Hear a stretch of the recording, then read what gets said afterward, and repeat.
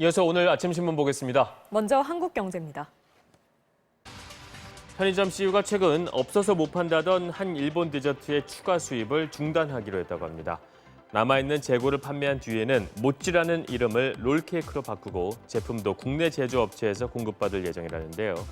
일본 제품 불매 운동이 확산하면서 불똥이 퇴화 우려한 기업들이 일본 색깔 빼기에 나선 건데 이 사례처럼 일본산 제품 수입을 아예 중단하는가 하면 식품에 포함됐던 일본산 원료를 국산 등으로 대체하고 브랜드나 제품명을 한글로 바꾸는 사례도 잇따르고 있다고 합니다.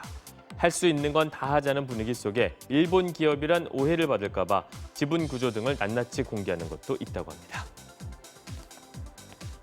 한편 일부 일본인들이 SNS에서 외교적 문제와 관계없이 나는 한국을 좋아한다는 뜻의 해시태그 운동을 벌이고 있다고 합니다.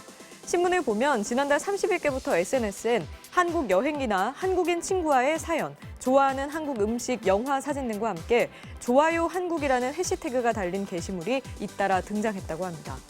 작성자는 일본인들로 한국에 대한 긍정적인 경험과 감정을 알리면서 최근의 외교적 상황에 안타까움을 드러냈다는데요. 그러면서도 아베 정부를 바꿀 수 있는 건 결국 일본인들인 만큼 이런 작은 움직임이 변화를 끌어낼 것이라고 기대했는데 좋아요 한국 해시태그 운동에 한국인들은 대체로 고맙다, 감동적이라는 반응을 보이고 있다고 합니다. 피서객들이 따지면 마음대로 하라며 불법 앞에 당당한 식당 주인들, 단속하겠다는 말만 되풀이하는 지자체. 해마다 여름철만 되면 바가지 상술과 불법 영업 시비가 극성을 부리는 계곡과 하천 음식점 주변에서 흔히 벌어지는 모습이죠. 그런데 경기도 남양주시 청왕리 계곡이 이 같은 불법 영업 관행을 깨고 50여 년 만에 시민품으로 돌아왔다고 합니다. 남양주시의 적극적인 단속과 처벌 강화로 계곡을 끼고 양쪽에 들어섰던 음식점 상당수가 문을 닫았다는데요. 계곡 위와 주변에 촘촘하게 설치됐던 천막, 형상, 돗자리 등의 영업시설이 사라지자 계곡을 찾은 피서객들은 빼앗긴 시민의 권리를 되찾은 것 같다며 만족해했다고 합니다. 국토의 실핏줄이라 할 수 있는 지방도로의 안전관리가 사각지대에 놓여 있다는 내용입니다. 함께 실린 사진은 서울 동작구 노들로의 양화대교 방향 한강 철교 아래 구간인데요.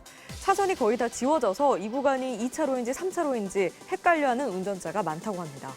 중앙정부 예산을 안정적으로 지원받는 고속도로, 국도와 달리 지방도로는 지자체 예산에만 의존하기 때문에 이렇게 차선 도색조차 제때 하지 못하는 경우가 많다는데요. 문제는 지난해 기준 국내 도로 가운데 지방도로가 차지하는 비율이 80%가 넘는다는 건데 그럼에도 관리 예산이 국가도로에 비해 부족해서 지방도로의 킬로미터당 사고 발생 건수가 국가도로의 약 2배나 된다고 합니다. 떨을 찾으십니까? 제 아이디를 등록한 뒤 대화를 거세요. 이 떨은 대마초를 가리키는 은어인데요.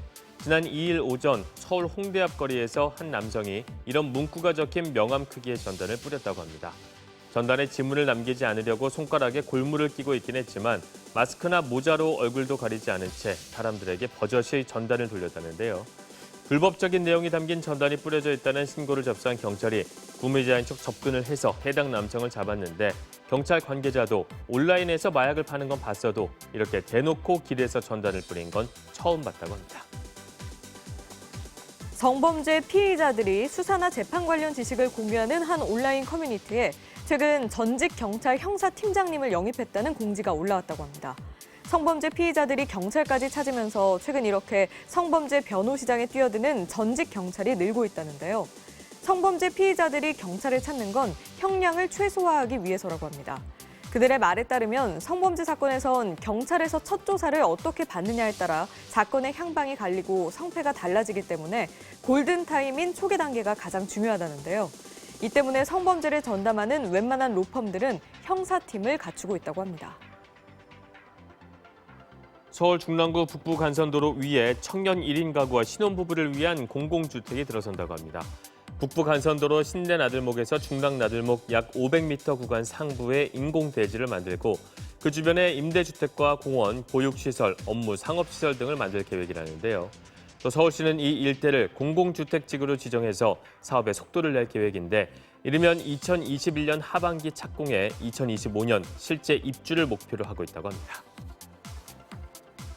국토교통부는 지난 2007년부터 주거 취약계층에게 저렴한 가격으로 임대주택을 제공하는 사업을 진행하는데요.